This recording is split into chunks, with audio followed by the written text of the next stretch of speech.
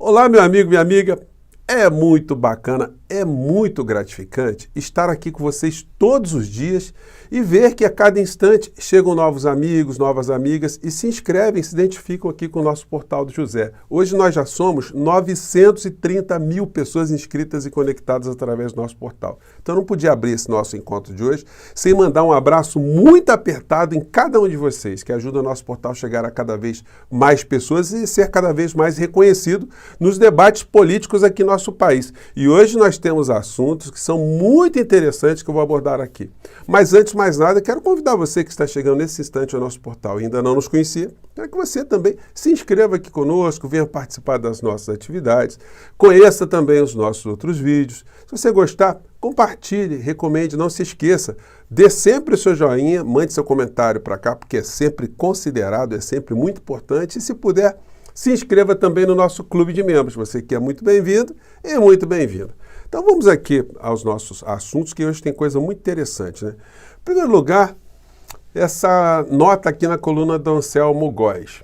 TSE absolve Lula em ação do PL para defender Bolsonaro. Partido do ex-presidente reclamou de falas e supostos ataques do petista durante ato realizado em julho de 2022, antes do período eleitoral. O que a defesa do Bolsonaro ele estava reclamando, né?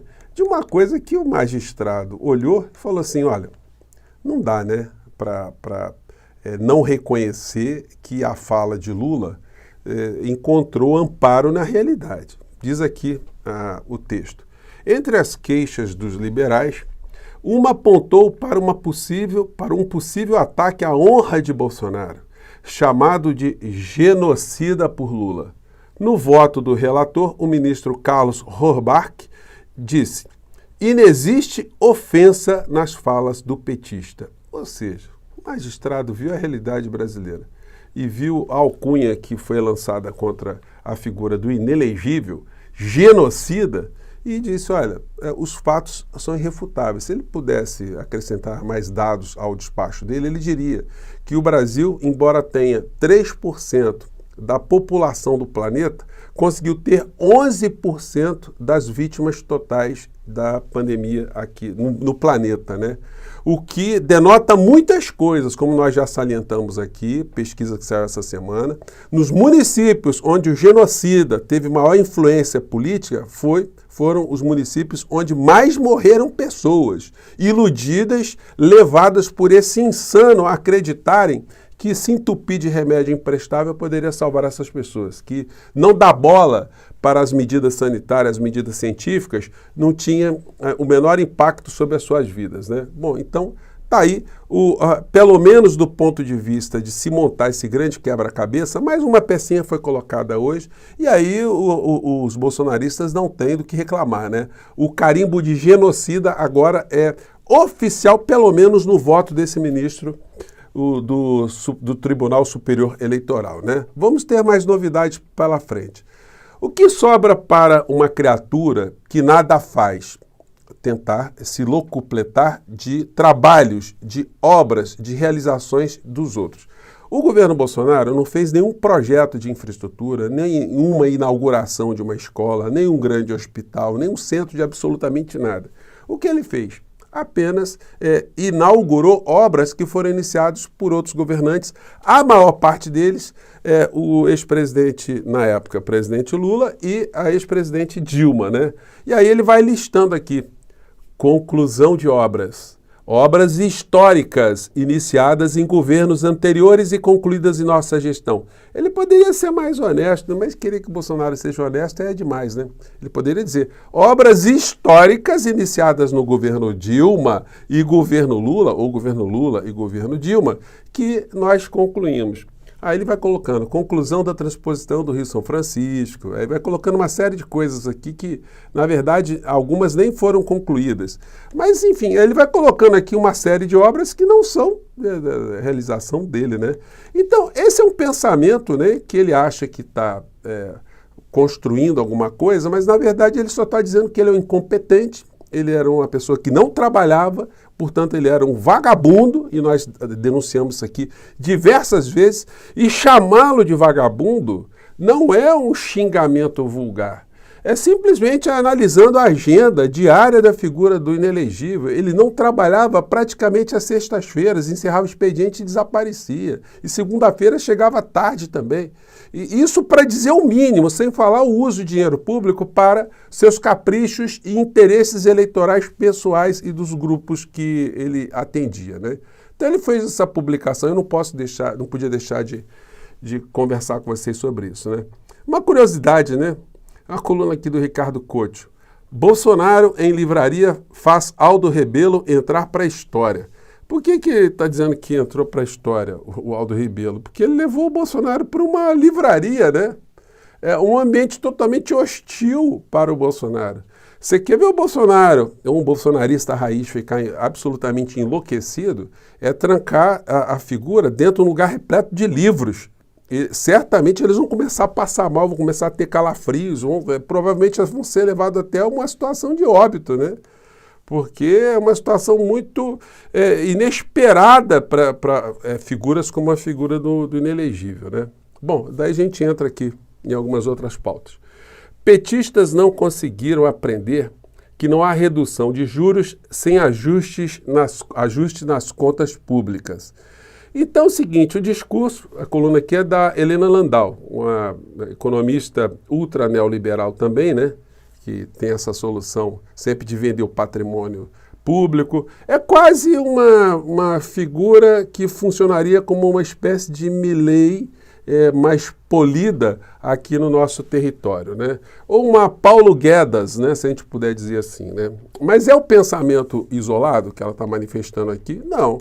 Se vocês pegam aqui o editorial dos jornalões, todos eles vão nessa mesma linha, tá, gente? Não tem mudança absolutamente nenhuma. Todas defendem os mesmos interesses, o grande capital aqui dentro e fora do nosso país. Diz aqui o editorial do Globo. Rombo nas contas públicas exige ajustes de despesas. Relatório do Tesouro projeta déficit maior em 2024, ainda que haja alta incerta nas receitas. Os editoriais, eles são unânimes junto com a extrema-direita num ponto, né? Eles não dizem onde é que se deve fazer o ajuste, o que se deve cortar. Vai cortar o quê? De merenda escolar? De remédio? De Bolsa Família, da educação, da saúde básica, de saneamento básico, de contenção de encostas, de tratamento de meio ambiente, onde é que vai se cortar? Porque eles poderiam ser mais propositivos, né? Ao invés de ficar como um reclamão, como se a gente tivesse numa casa, né? Onde a dona de casa ali está se esticando toda, está trabalhando ao máximo, o marido também, para dar comida para os filhos, para dar um teto, para pagar a energia elétrica, já fazendo economia total, e alguém chegar para essa família e dizer assim, olha, vocês precisam cortar despesas. E aí os pais olham assim para os filhos, olha, fazer o quê? Vou parar de comprar roupa? Vou ficar com luz de vela? Vou cozinhar a lenha? O que eu vou fazer? O que se faz mais num país que já está exprimido diante de um abismo, né, que cria um déficit social que o nosso país gigantesco, né? Então eles poderiam ser mais consequentes, olha, tem que cortar de tal lugar, ter coragem para dizer onde é que vai cortar. Por exemplo, cortar juros da dívida, né?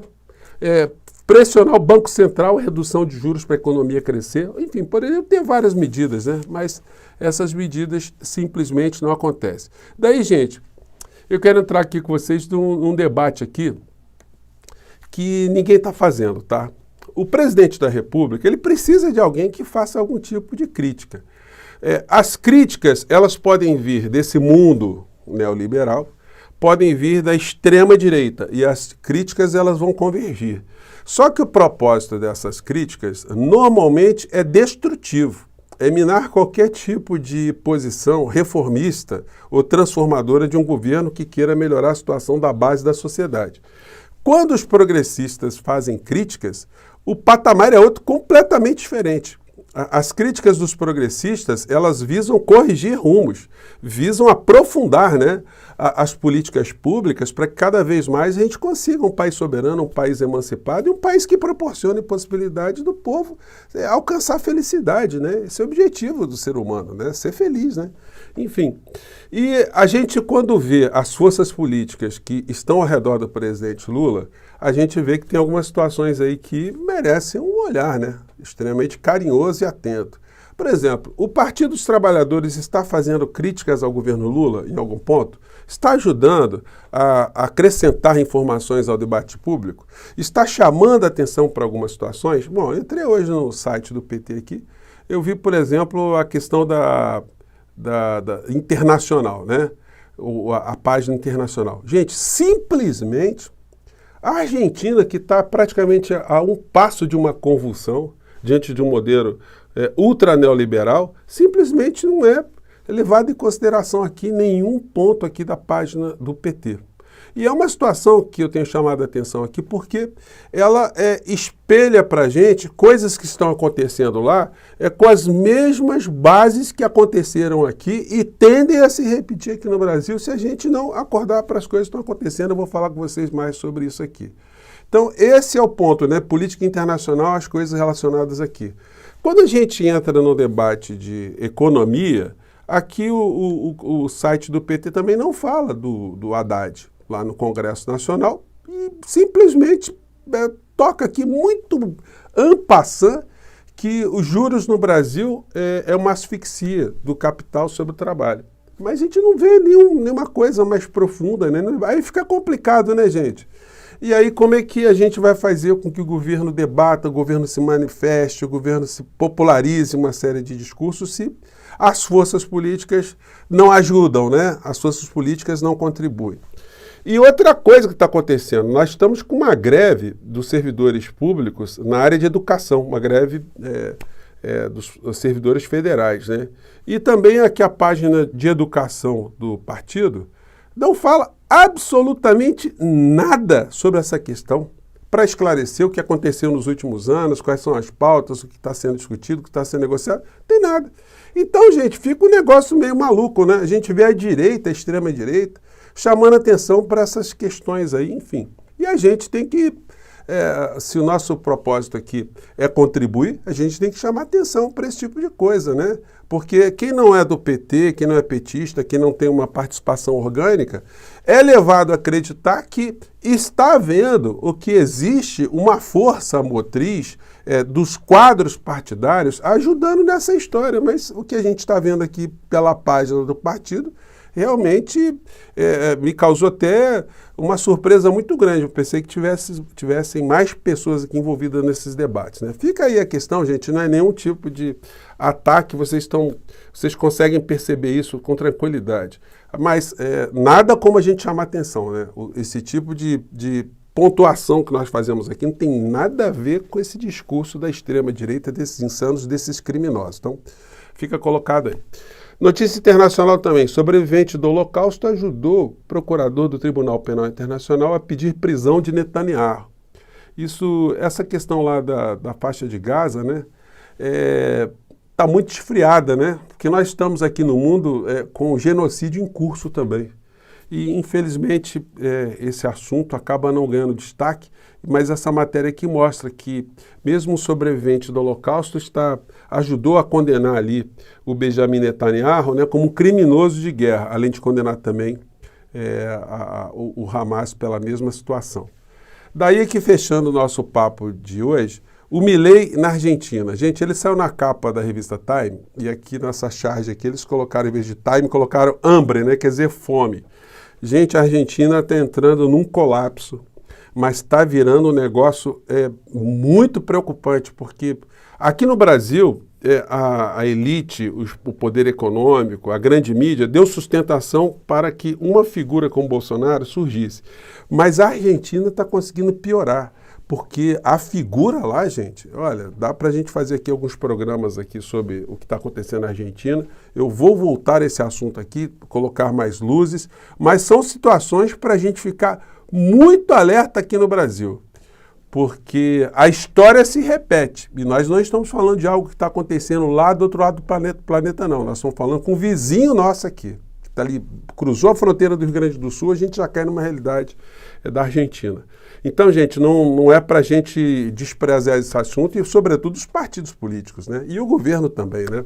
Gente, eu volto mais tarde, um grande abraço, mande seu comentário para cá, tá legal? Tchau!